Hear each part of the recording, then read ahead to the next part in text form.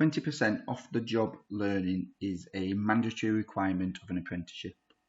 As the apprentice, you are entitled to complete your learning within 20% of your working hours.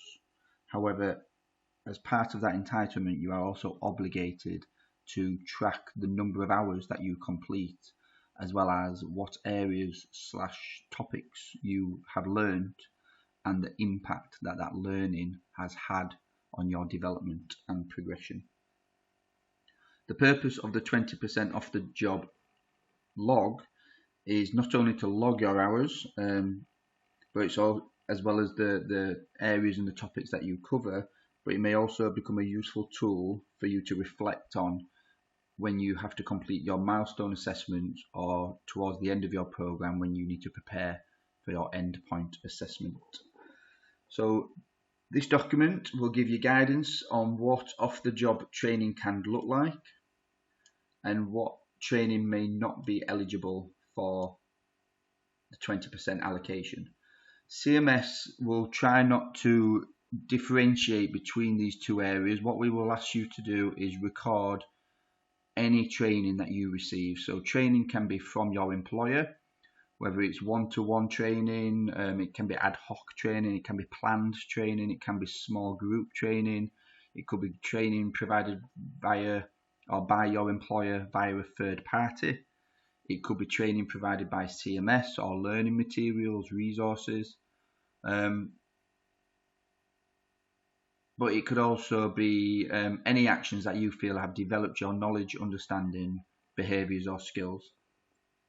We will ask you to record all aspects of training, and your tutor will go through this training with you just to confirm whether they can be allocated to the 20% allocation. There's further guidance here on how you can complete the off-the-job form. However, in this example, when completing your form, please write your name, the month that you're referring to, and as you complete your log, whether it's on a daily or weekly basis, we need you to allocate the number of hours that you have completed for each topic. So every apprentice will complete safeguarding, some functional skills, some vocational training, which is the training provided by CMS, or some employer training. And some apprentices may also complete Cognosist. Now in this table, functional skills can only be applied to your off-the-job hours if it is at level 3. So if you are working at entry level or level 1 or level 2, we still want to know that you've done that training and the impact that training has had. However, it cannot be added to your off-the-job hours. So in this example, the learner has completed 30 hours, however only 28 can be allocated to the 20% allocation. How to complete the form? In this example, well, every topic has a similar format and structure. So under safeguarding, you'll see there's a summary box. So in the summary box, you can summarize what it is that you've learned. Here it explains what lesson this learner has looked at and also what areas that lesson has covered.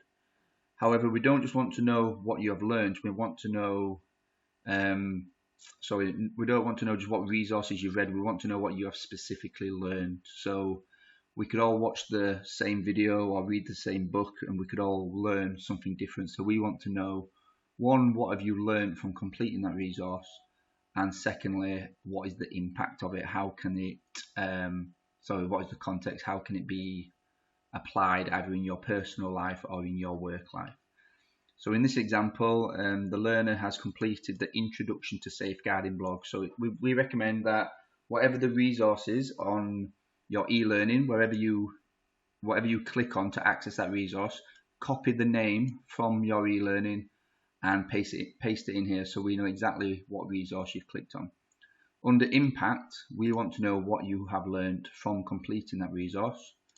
But then under context, we want to know how it could be applied, whether it's in your job role, it could increase your confidence, it could help you have more responsibilities, it might be something that will help you after your apprenticeship or if in future career aims, or it could be something within your personal life or personal finances or any aspects like that. Each topic will have several key learning boxes. As a default, you will have 5 boxes to complete. So there's a key learning box here, another box here, a third box there, and a fourth and a fifth box.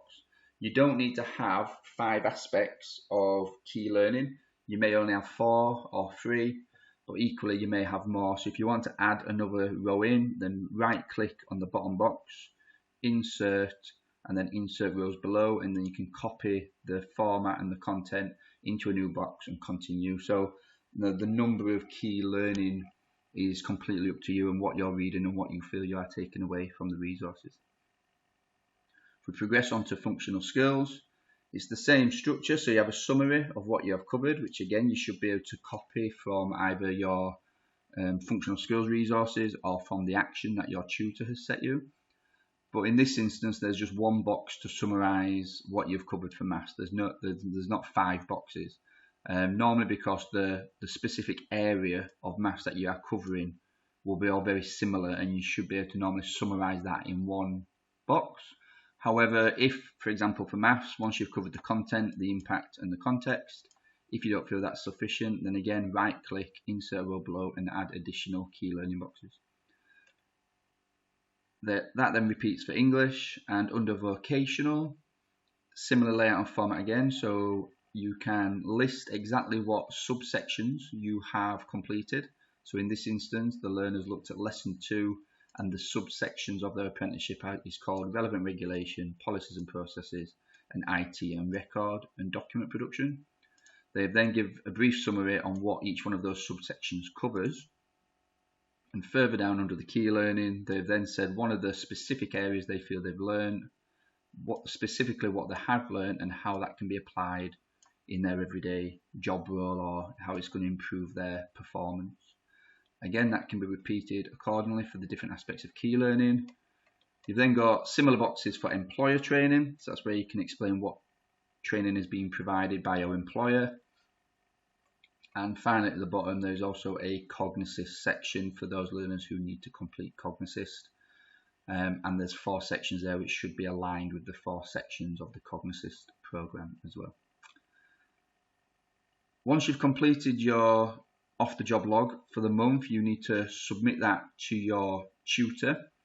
If you have a off-the-job log or 2 off-the-job logs that span over 2 months, so if you've got an appointment on the 15th of September and you've completed your August off-the-job log, then start your September off-the-job log, and then the week before your visit, normally on the Thursday, so no later than the Thursday the week before your visit with your tutor, you should submit both off-the-job logs so the tutors know what resources you've read, what learning you've taken from that, and how you feel it's applicable to yourself, and that will help us plan and shape the next visit accordingly.